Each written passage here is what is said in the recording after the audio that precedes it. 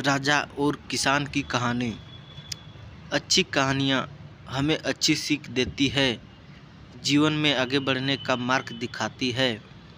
तो आज हम इस पोस्ट में एक किसान और राजा के न्याय की कहानी बताने जा रहे हैं, जिनसे हम बड़ी सीख ले सकते हैं। तो चलिए किसान और राजा के न्याय को जानते हैं। बहुत समय पहले की बात है। एक राजा था जो कि बहुत बड़े राज्य पर राज करता था। राजा बहुत ही न्यायप्रिय और विद्वान था। वह सबका हितैषी था। सारी प्रजा राजा के न्याय और व्यवहार से बहुत खुश रहते थे। सारी प्रजा में संतोष का भाव था। एक दिन की बात है, उस राज्य के किसान के घर चोरी हो गया। किसान चोरी के दुख से बहुत ही परेशान हो गया। उसे समझ में नहीं आ रहा था कि वो अपने चोरी हुए धन को कैसे वापस पाए। तो उस राज्य के अन्य लोगों ने सलाह दिया वह राजा के दरबार में जाए। राजा उसके चोरी हुई धन का अवश्य पता लगा लेंगे और उसके साथ जरूर न्याय होगा।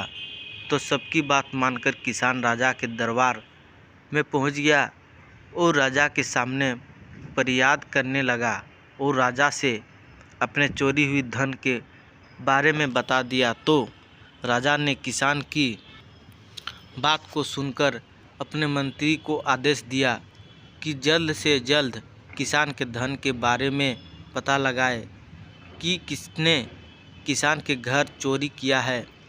राजा की मंत्री भी राजा की तरह काफ़ी विद्वान और समझदार था, जिस पर राजा को बहुत अधिक विश्वास था। तो अपने राजा की आज्ञा पाते ही मंत्री ने चोरों का पता लगाने का काम शुरू कर दिया। शाम को जब मंत्री अपने घर पहुंचा तो चिंता की लकीरें उसके माथे पर साफ दिख रहा था। मंत्री चोरों का पता लगाने के लिए उपाय खोज रहा था। इतने में मंत्री की पत्नी ने तुरंत अपने पति की चिंता को जान गई और चिंता का कारण पूछा। तो मंत्री ने चोरी की सारी बात बता दी। तो मंत्री की पत्नी ने अपने बुद्धि का परिचय देते हुए, ये तो बहुत ही आसान है, इसके लिए मैं आपको एक उपाय बताती हूँ। इतना कहकर मंत्री की पत्नी ने कहा कि आप उस किसान के घर कुछ धन रखवा दीजिए और ये घोषणा भी करवा दीजिए कि राजा ने किसान के धन की भरपाई कर दिया और चोरी के बदले राजा ने 2 गुना धन दिया है। तो मंत्री ने अपनी पत्नी की बात मानकर ऐसे ही किया। किसान को राजा की तरफ 2 दुगुना धन दे दिया गया और इसकी बात पूरे राज्य में फैला दिया गया, जिसकी खबर उन चोरों तक भी पहुंच चुकी थी। अभी मंत्री ने अपने पत्नी के बताए हुए उपाय के अनुसार मंत्री के घर के पास भेष बदलकर रात में रुकने को कहा और किसान के घर पर अपने पहरेदारों के साथ निगरानी करने को कहा। तो मंत्री अपने अपने पहरेदारों के साथ भेष बदलकर किसान के घर के पास रात में पहरा देने लगे। तो उधर चोरों में लालच की भावना और अधिक बढ़ गई। ये फिर से किसान के घर चोरी करने जा पहुँचे। अंधेरी रात में उन चोरों ने अपना चेहरा ढककर किसान के घर में फिर चोरी करने पहुंच गए और फिर सारा धन जल्दी से इकट्ठा करके वे बाहर जाने लगे। इतने में उन चोरों के सामने मंत्री और उनके पहरेदारों ने उन्हें घेर लिया। फिर जिसके बाद उन्हें तुरंत पकड़ लिया गया।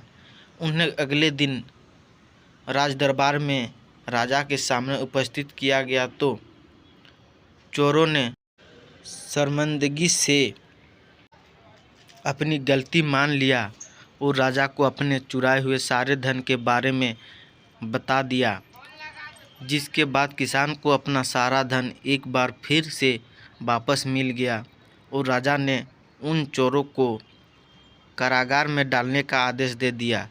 तो चोर क्षमा याचना करने लगे। तो राजा ने बोला कि यदि तुम लोग चोरी करना छोड़ दो तो कारागार में नहीं डाला जाएगा तो चोरों ने फिर कभी चोरी न करने का प्रण। तो उन चोरों को किसान के खेतों में 1 साल तक काम करने को कहा गया।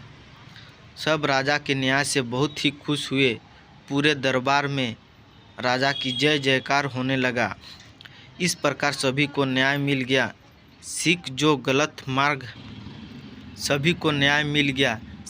गलत मार्ग पर चलता है वह गलती बार बार करता है जब तक उसे सही और सच्चे अर्थ में उसकी गलती के लिए सज़ा न मिल जाए।